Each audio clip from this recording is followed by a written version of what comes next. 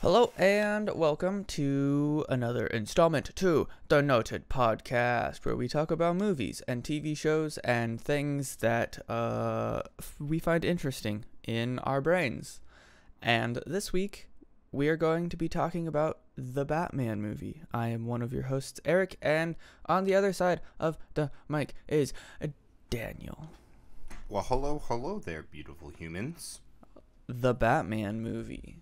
I absolutely loved it. It came out in like February.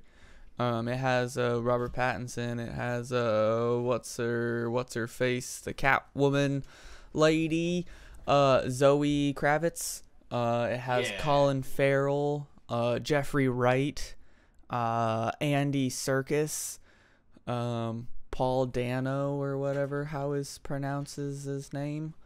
Dono, and I absolutely love this movie. It runs about 3 hours long, and it is beautiful. Movie. It is beautiful. I love it. I will say, for a long movie, it's one of the first long movies I've seen in a while where it didn't bother me how long it was. Yeah.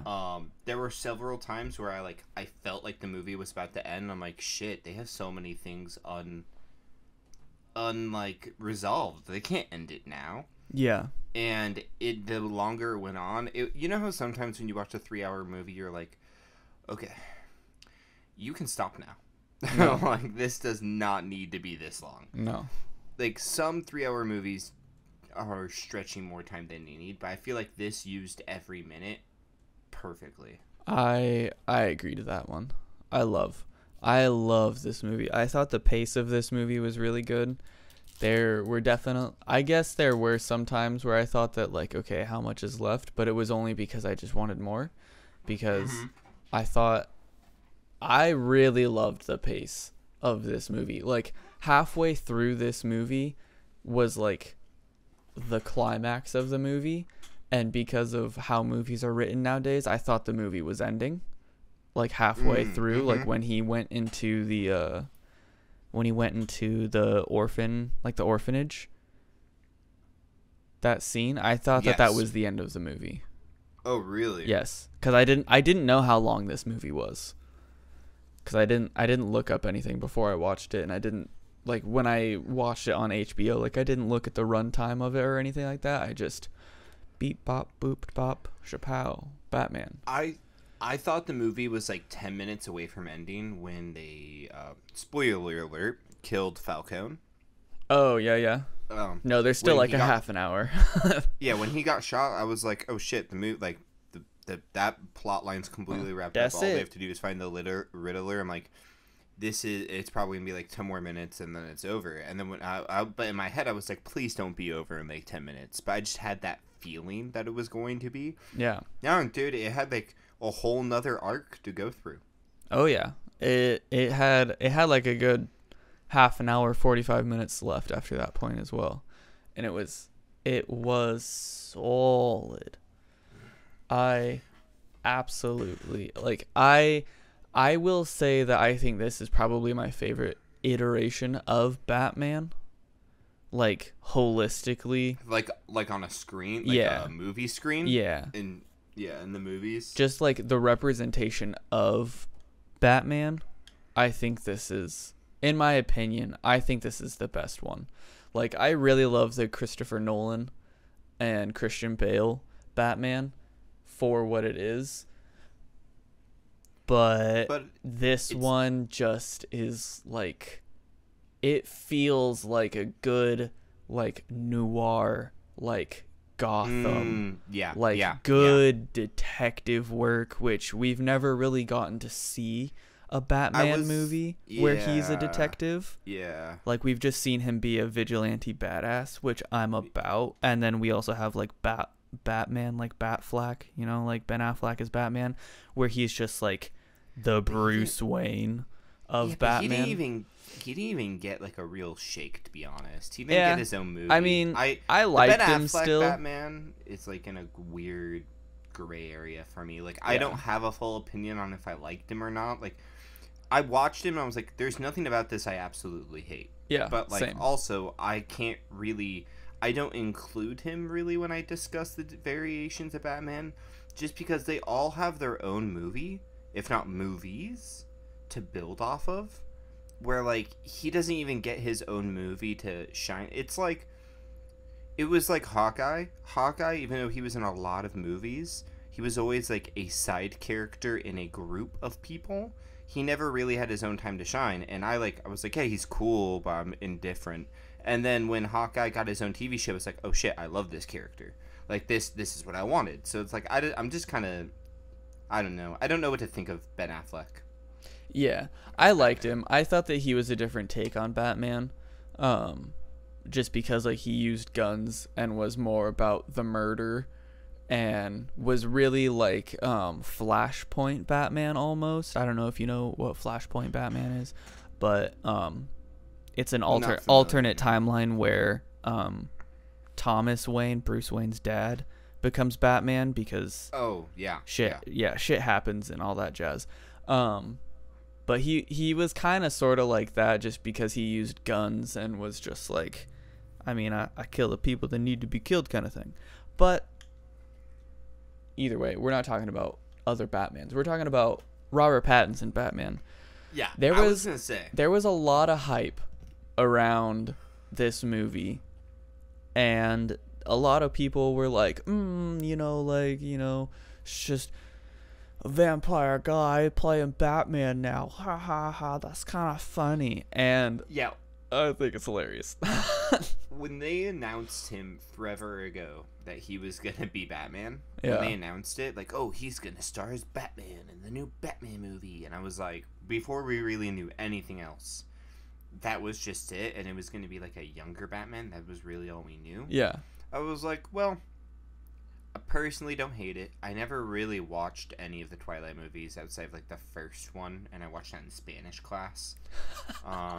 And then I don't think I've really seen anything else with him in it, but I think he's really attractive, and I like his face, and I've seen interviews. Yeah. And so like I liked the vibe he gave. Yeah. But I just didn't really enjoy any of the stuff he's been in. Oh, dude, you should watch some of his movies. Honestly, off the top of my head, I can't think of any. I might have. I feel like I might have seen a couple, but pretty much going into it, I was like, at first when they first announced him, I was like, okay, do I dislike this or like this because he's Edward, vampire dude? And I was quickly like, nah, I honestly feel like he could do a good job and he can break from that role. Because I feel like he had to be a specific type of person in the Twilight sagas. And, like, I don't feel like it really encapsulated his acting ability. No. It did not. The writing of those movies just weren't that great. At least from the one I've seen. So I thought it would be interesting to see him in there, and I was not wrong. Like, he did a phenomenal job, and I think that's kind of how a lot of people felt, was like they were either all for it or on edge about it and interested, and then I think he blew everyone away. Oh yeah, dude, I was really, really excited for him to be Batman. Like, ever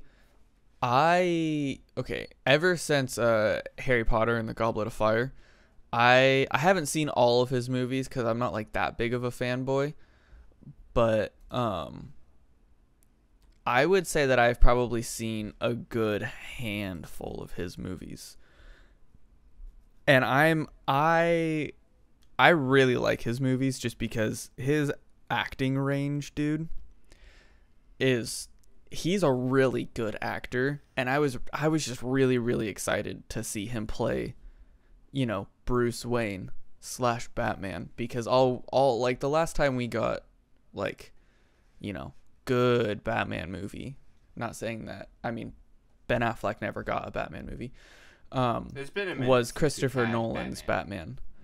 Yeah. And so I was really, really excited for the next installment.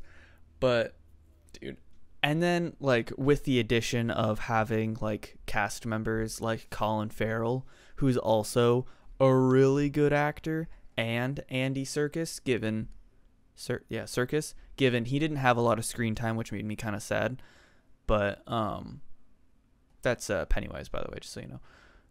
Not Pennywise. Okay. What's his name? Pennyworth. Penguin? Yeah, no. Colin Farrell is the Penguin. The Penguin. Yeah. Andy Serkis is Alfred. Pennywise. Pennyworth? Oh. Penny something. Penny really boy. I really liked him. Yeah, I do too, cuz he's played like he's the dude who plays Schmeagol in Andy Serkis? Yeah. Oh. Interesting. Yeah. He's like the motion capture king. And to see him like actually in a movie, because he's only been in Marvel films at the moment. He's been in Black. Yeah, he was the Claw. Yeah, which was short-lived. But yeah, dude. So good. This movie, it was pretty solid. I heard a lot of people didn't like it, which kind of made me sad. I don't know any of those people. Every person I've talked to has loved this. Really? And it got an 85% on Rotten Tomatoes, so it was pretty well received, at least critically. Yeah. Which doesn't mean jack shit, but it sometimes can mean something. Yeah, you right. I feel like the cast was just super strong. Like, from the Robert Pattinson to Zoe Kravitz, like you were saying, Colin Farrell did a phenomenal job as the Penguin. I loved him. Jeffrey Wright was a great Gordon. I really enjoyed him as Gordon. Yeah, I love Gordon. And then I honestly think I'm struggling to figure out which one I liked more. Paul Dano, I loved him as the Riddler. I loved him, and he made the movie so many times for me. But then also John Turturro as Falcone. Oh yeah. The dude from Transformers, Simmons. Yeah, dude, he did such a good job as Falcone. Yeah, he was solid. And then as a younger Alfred, and what I loved about the way they portrayed Alfred in this movie is he actually he was a dad. He was involved. Yeah. He wasn't just like advice man. He was actually like solving ciphers and shit with. Well, Batman. I mean that's what his job is. That's what he's supposed to be. Yeah, but in all the other Batman movies, they never portray him that way. So it was really cool to see them portray him in that way. Like in the animated movies and stuff like that the man gets to work. Sorry. Go ahead. No, you're fine. I was going to say, like, just like how they had Batman in this movie, they portrayed him a lot more as, like, a detective. Yeah.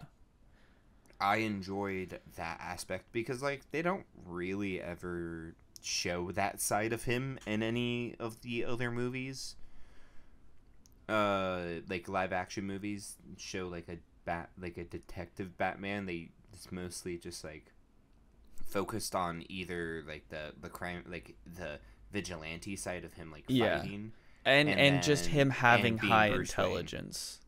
Him just being Bruce Wayne and being smart. Yeah, but they don't really show him like go to crime scenes, look for clues, study the clues, try to link it. Like they did a really good job where like it didn't rush itself to try to solve the plot, but it also didn't spend too much time deciphering each clue. Yeah. And I really enjoyed that. I did too. I think that was probably one of the best strengths of this movie was its pacing. Its cast was phenomenal. Its pacing was really good. My only critique about this movie would be how dark it was. Like visually. Oh no, if it would have been morally darker, I would have been fine with that. But because this movie was kind of trippy, we'll get into that in a minute. But like visually, there were some scenes where I was like, what am I supposed to be looking at? You know, it was just like super super dark scenes, and I'm okay with them because it's like, you know, I lurk in the shadows, I'm Batman. But like, I love that they never said that, by the way. Oh, I'm yeah, glad same. never said yeah, Batman. Instead he like, just when said, I'm vengeance. When he said I was like, oh, he's gonna say it, and he said vengeance, and I was like, dude, throughout I like that entire movie, he was referenced as vengeance. He was never referenced as like the Batman. So while I was watching it, I was just like cracking jokes to myself, like, this isn't the Batman movie, it's the Vengeance movie, and I'm never gonna call Robert Pattinson Batman ever again. I'm just gonna call him Vengeance. Oh, it's so good. But yeah, go ahead. I was gonna say, so yeah, like, definitely everything was more like dimly lit. It wasn't like uber bright for sure. They went more of a darker tone for that. But I never had issues seeing what was You also happening. saw this in theaters, Daniel. I was about to say, that's probably why, because I watched theaters. this on a huge ass TV in my living room. Yeah, in theaters, you could very well see everything that was going on, and I kind of liked that everything was dark. Oh, yeah. It gave I don't know, I enjoyed that aspect because it, like, made Gotham feel like a shithole. Oh, dude, we can also talk about Gotham as well. The actual like feeling of Gotham being Gotham and not just like New York. Beautiful. Beautiful. But yes, visually, sorry. Well, yeah, that was like kind of my only point, because I could see how it might be a little dark if you're watching at home. I haven't watched it since I saw it in theaters. Something I will say, that normally movies that try to tackle like two villains at once normally struggle, but I feel like they did such a good job. Yeah, it's because they both like sidelined both of them almost like equally. Well, yeah, and the thing was, they did a good job of intertwining it. Yeah, in the aspect that the Riddler was trying to upheave what part of what Bruce Wayne's dad had established with like the fund. Yeah. But in doing so, it led back to his dad's death, which is connected to Falcone directly, which is connected to Catwoman, which is connected to Batman. Exactly. So and good. So, like, in a way, him trying to catch the Riddler ended up leading him to Falcone. Yes. And that's why it didn't feel... Nothing was forced. It was just handed to us on a plate in different servings, slowly. And just chew on this one for a minute. Exactly. It didn't make it, like, for example, like Spider-Man 3, it didn't, with Tobey Maguire, we had 3 different villains who none of them interacted with each other whatsoever. No, it was all time just, Spider-Man, we're gonna kill you, Yeah, the only time they worked together was when they were like, hey, you hate him? Yeah, I hate him. Yeah, Let's and then fight him together because we both lost by ourselves. Was A+. Yeah. Like, when they fought, they were like, dude, they might as well like become a WWE tag team. Like, honestly, holy shit, though. dude. Honestly. But that movie had a poor job because it's like it had 2 strong stories that were completely separate from each other when it came to the villains trying to interact, and then one really weak story, where in this movie it did it in a different way, where yes, the Riddler and Falcone story was like how he dealt with them and how they were resolved in different arcs, and the research he went into his father was slightly separated from the Riddler, but for the most part completely connected, and the only reason why he went into deep dive on it was because the Riddler was bringing it up. Like, the Riddler forced him to look into it, and looking into it brought him to Falcone. And bringing him to Falcone is what led it. And then there on him, like, the Riddler bringing Batman / Bruce Wayne to Falcone also brought Falcone to the Riddler, which then allowed him to kill him. Yeah, exactly. Which is also crazy. Oh yeah, it was. And then, dude, pretty genius in that way. And then the Penguin, personally, the best Penguin. I love Danny DeVito as the Penguin, but like Tim Burton, yes, Danny DeVito was the Penguin. Yeah, it was a bit. Tim Burton Batman movies are kind of wonky. They're really wonky. I love them because they definitely have. I love the way the Tim Burton movies have like set the tone for Gotham, and it was very grimy and dark. But they're comic. They were made. Yeah, they are comic movies. Yeah, the way they were made and the age they were made, they were meant to be a bit more campy. Yeah. In that aspect, and so like I liked him in that, but this was, I don't know, less campy but still really true to the character, if that makes sense. Yeah, he was the right hand of Falcone in this one. He really wasn't. He was a kind of, I'm not going to say he was a nobody in this, because we all know what he turns into. Like crime boss king, he takes Falcone's spot, I'm assuming, in this universe. And so, like, we also, in the background, got to see the uprise of the Penguin. And watching him, like, kind of help the Batman, kind of not, like, comply with the Batman, and just be, like, a real, like, people's negotiator kind of thing. And, like, playing it cool. And then the minute that Falcone, like, you know, got you know, caught... He was just like, I knew you was a rat, you slimy boy, kind of thing, right? And then it's just so good. And then it's like, if they make another one, which I hope to God they do, it's just gonna be more great Penguin scenes. Like, one of my favorite scenes in the whole movie was when Gordon and Batman, they caught the Penguin and they were talking to him under the bridge. And they were like El Rata, rat with wings, like comprende, no speak like Spanish, and he's like, God, come on, guys. Yeah, like he's just like making fun of him for thinking that was like the Penguin. Yeah, and he's like, I'm talking to a detective and a rat with wings man, like literally a bat with like a rat with wings, and neither of you speak Spanish. What? Come on. It's so funny. I genuinely laughed at that scene. I was like, that's hilarious. I really enjoyed him as the Penguin. I think probably one of my favorite characters, and the portrayal and the actress, Catwoman. Yeah. She did such a good job. I love the dynamic. I feel like this movie really encapsulated that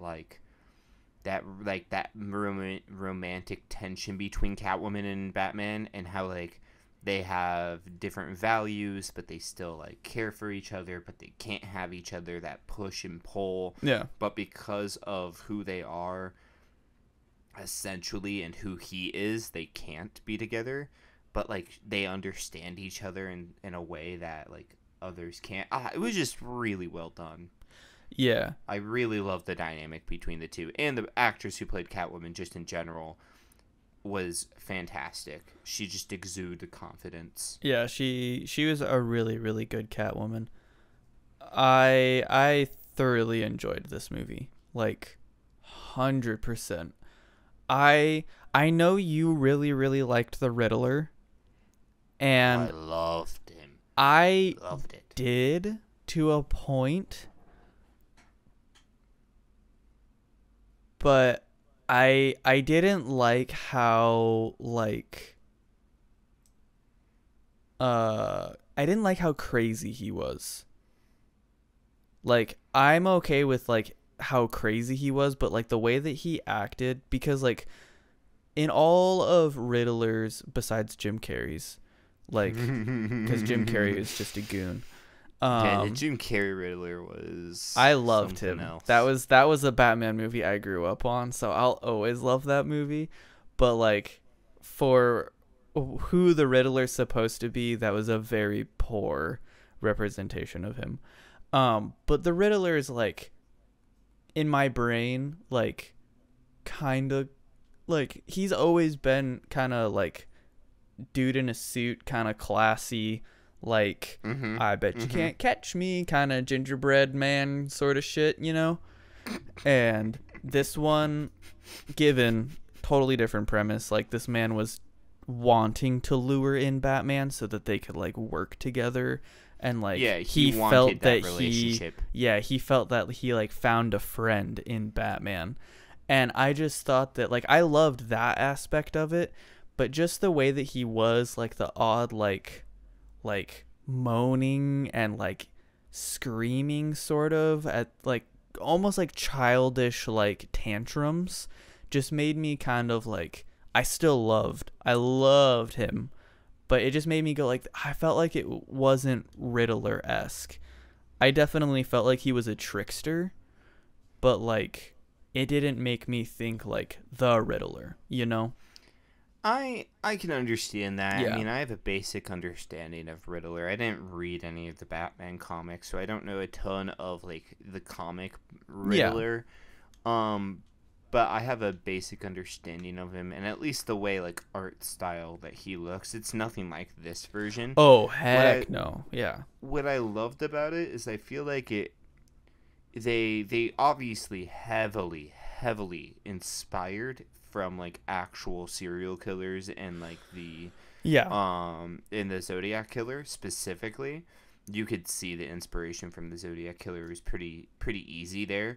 And what I loved about it too was, not only did it feel like real serial killer-esque, but also he still had that part of him that was like that riddle me this, you know? He's a genius, 100%. He still, like, made him solve, like, it wasn't like the way I, like, it felt cat and mouse the whole time. Very, very cat and mouse. And I loved that dynamic that they built, but it also felt like how, like, a cat and mouse with a real serial killer would be. Like, a serial killer and a detective. Yeah, like how Zodiac Killer kind of would, like, in real life, kind of played with the police department. Yeah. And just kind of led that, like, was just pretty much flexing his muscles, like his mental muscles, saying, I'm smarter than you, you can't catch me.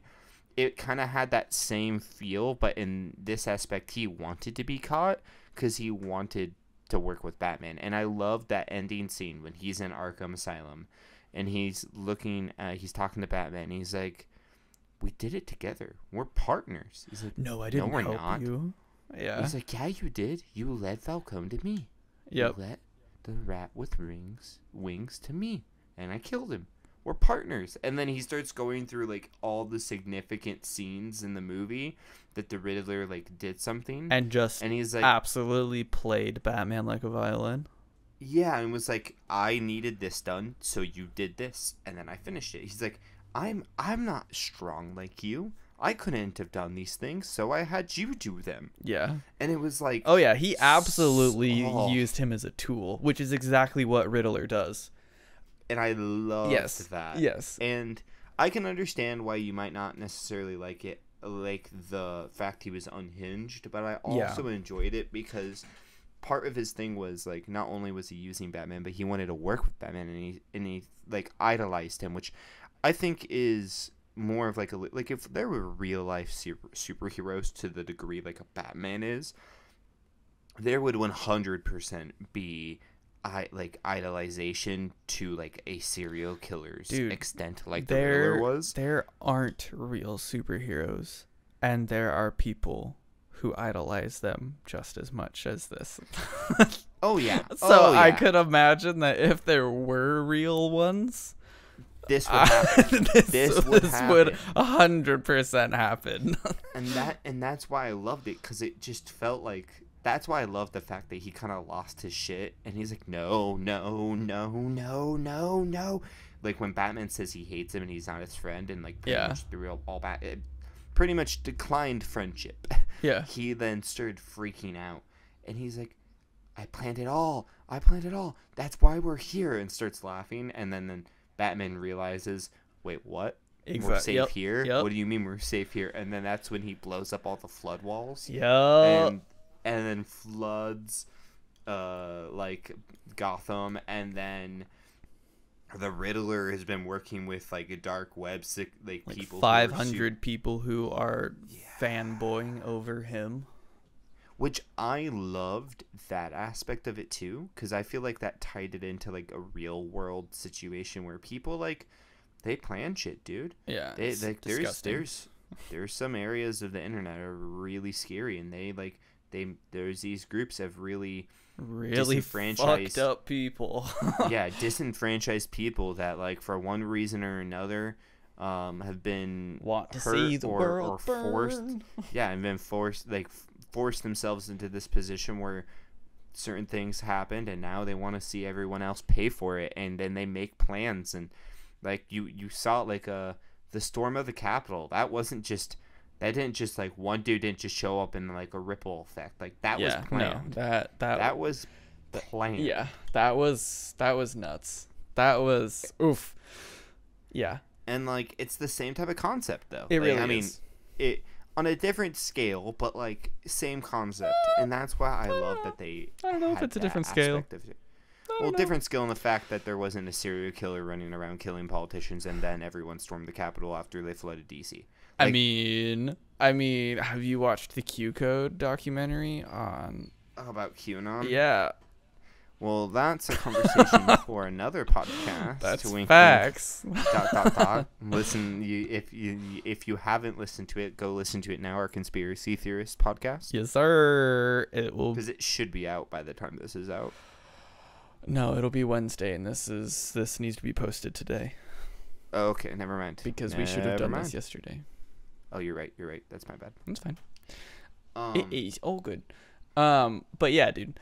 So this, I don't really want to go into like a whole rundown of this movie simply just because it's 3 hours, and honestly, like we've already hit a lot of the major points. So we don't need to do that. Yeah, no, it is so good.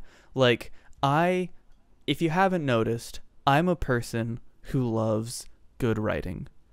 I don't like to be entertained with nostalgia or be given a fan service because this is what the people want. We'll give it to them. I don't like it.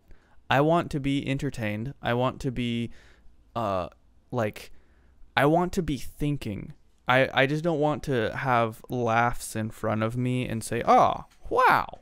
Like, yeah, those are good movies, and we talked about that kind of previously with just like, you know, good watches and then like good movies.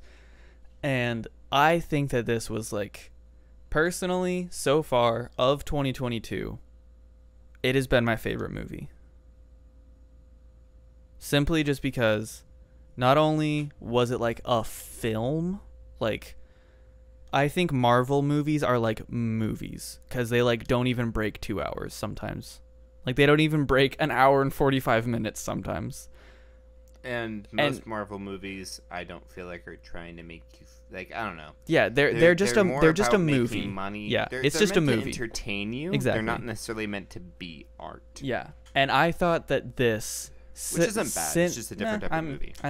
It's a whole different subsection of film and movies and entertainment, and I'm about them because I like the superhero world, but like the movie lover in me wants to burn them to the ground. Oh yeah, the cut of the Star Wars, the last 20 minutes of the Kenobi was me ranting about this. Was you and I ranting about how Marvel ruined movies. Yes. The viewers will never get it. No, there's 20 minutes of us just ranting about that shit. Yeah, and I think that this is a really good film. Like it really touches on artwork, like people like actually making good like shots, and like has good like building and storytelling, and is not just like giving you what you expect, because a lot of the times I think when we're handed things I made the reference of like this movie hands us like it's like a 4-course meal. Like you get the appetizer, then you get like a soup, and then you get like a meaty like steak, or if you're a vegetarian, tofu, and then like a dessert. And it's just like you have to eat and watch all of it because it's such a long movie, and it's so well paced. It's just a good film. Sorry. Yeah, I think what makes this great is you don't need to be a fan of superheroes. You don't need to be a fan of Batman. You don't need to really know much about it to get into this movie, to like it, to understand it, and enjoy it.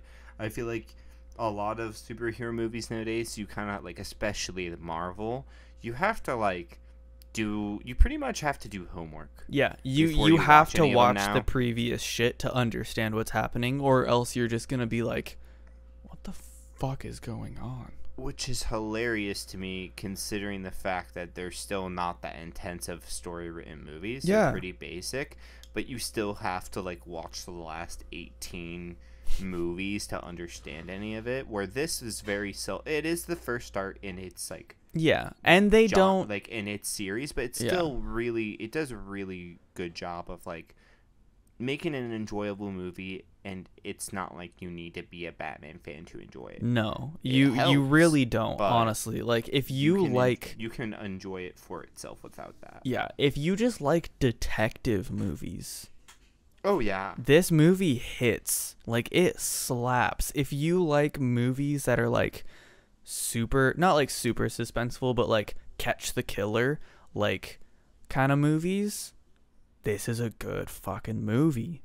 Like I just feel like it hits so many tones of its respected genre, which is like, I would say like suspense, like superhero detective movie, like murder mystery pretty much. And I just think it hits everything that you need. Like it's so good. It's so good. It's so good. I will say there's one last thing before we kind of wrap this up because we're getting close. Oh yeah. Something we didn't really touch on too much, but I loved about this is out of all the other Batman movies, you get like Batman at various points in his career.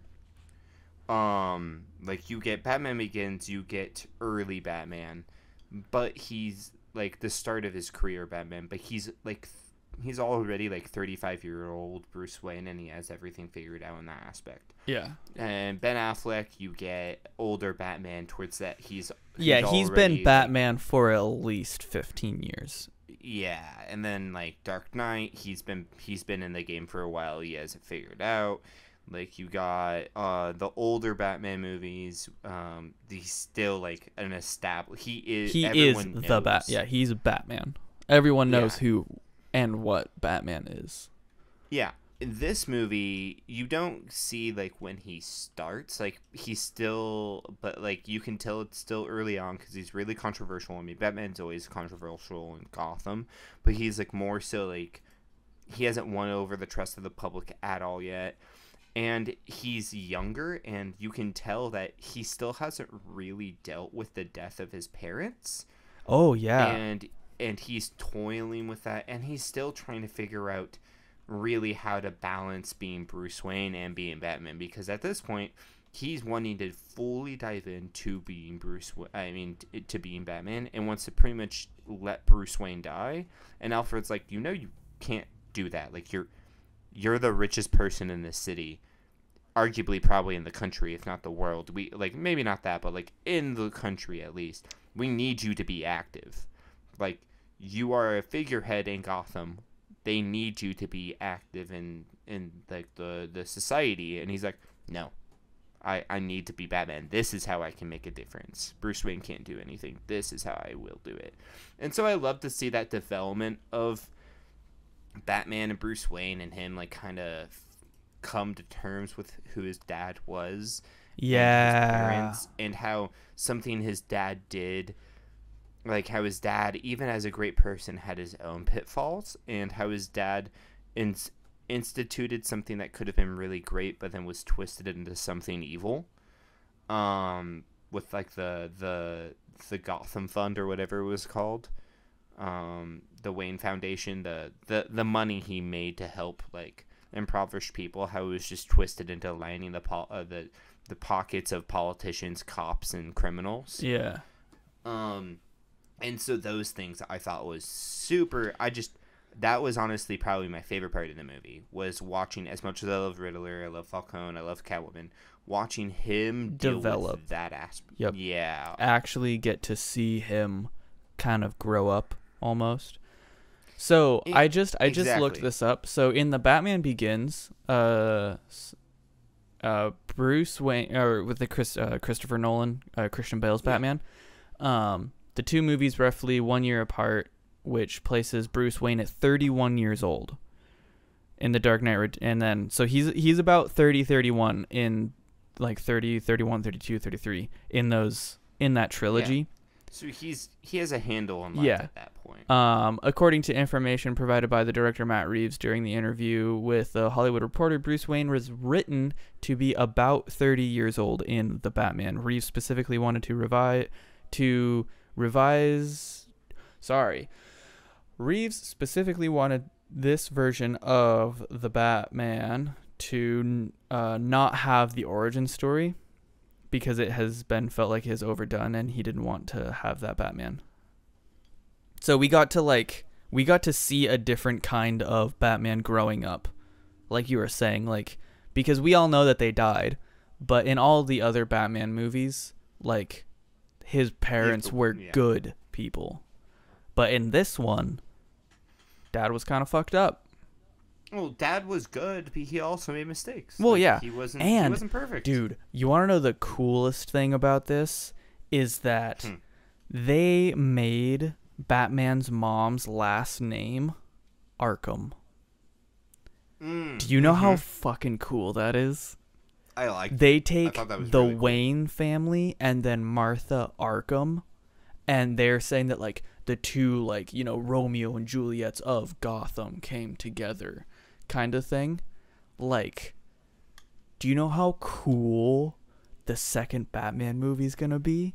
Because Gotham and, like, Arkham? God. Oh, yeah. Dude, I have been waiting for years for a Batman movie to have a good Arkham. Like, a good Arkham storyline. I'm so excited. I am so excited. Yeah, I definitely am excited to see where they continue from here and how they develop. And we got like a teaser of, like, at the end of, like, Joker laughing. Yeah, the Riddler. I try to forget about that. I don't want there to be another Joker. Not yet. I personally want the second movie to be about other stuff. Kind of just him being more Batman stuff, like, of course, a big villain. I think a Mr. Freeze, like Dr. Freeze, would be super cool. But I suspect there to be, like, just kind of like in this, how there's, like, two villains. I suspect they do, like, a similar triangle. Yeah. And how they weave them together. So, I don't know if they'll have Joker immediately be involved, but I suspect they probably will. I would, if they make a trilogy of this, I would want him to be a third movie villain, because at least the way that they made him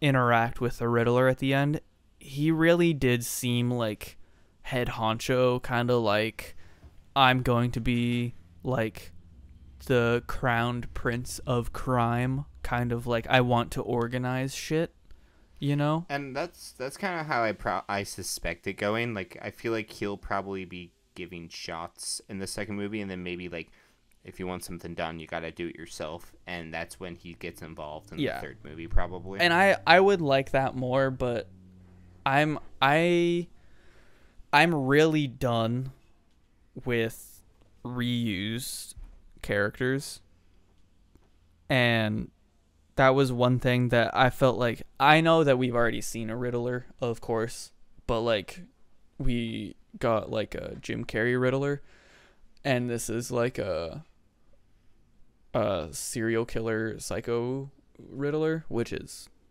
way more closer to the actual one.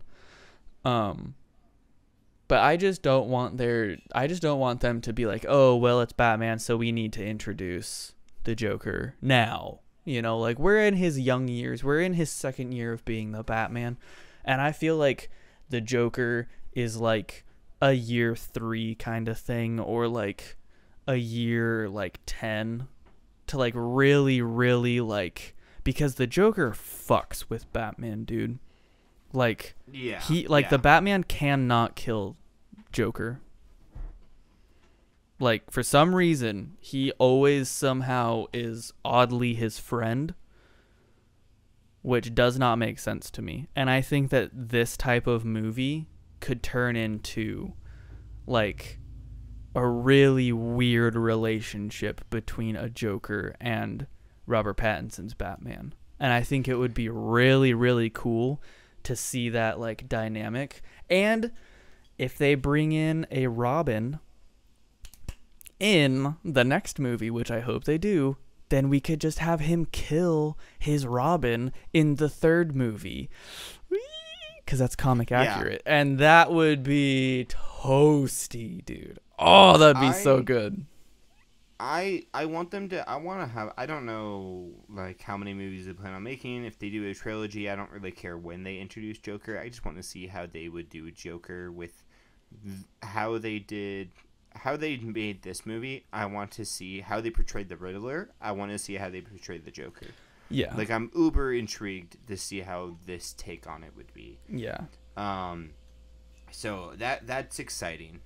Well, would you say this movie's notable? Oh, 100%. In my eyes so far of the podcast, I would say, at least I would say for a good like film, because I don't know why, dude, and I can rant about this more, but when I watch good movies, I don't call them movies and I call them films, just because I feel like I need to put respect on the name, you know?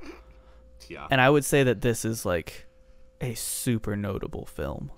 Like, It is just classy as fuck. It is beautiful. I would say very noted. Yeah, I would agree. I would say this is notable. It was well done. I really enjoyed it, and I would recommend it to anyone who likes detective movies, and wants to see a good detective movie. Or if you like Batman, watch it. Oh, I mean, either or. Yeah. I think you'll love it at either perspective. So, I definitely recommend it for that reason. And so, I think we ready to wrap this baby up. Yes, sir. Well, thank you so much for listening. We really appreciate it. We always want that consistent viewership, and we appreciate you coming back every time. Or if you're a new viewer, thank you for stopping by. Take a look at what we've already made. We make podcasts about movies, TV shows, and whatever we want to talk about that day.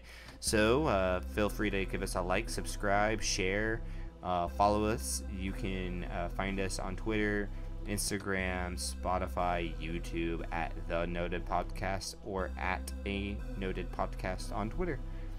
Thank you, and goodbye. Adios.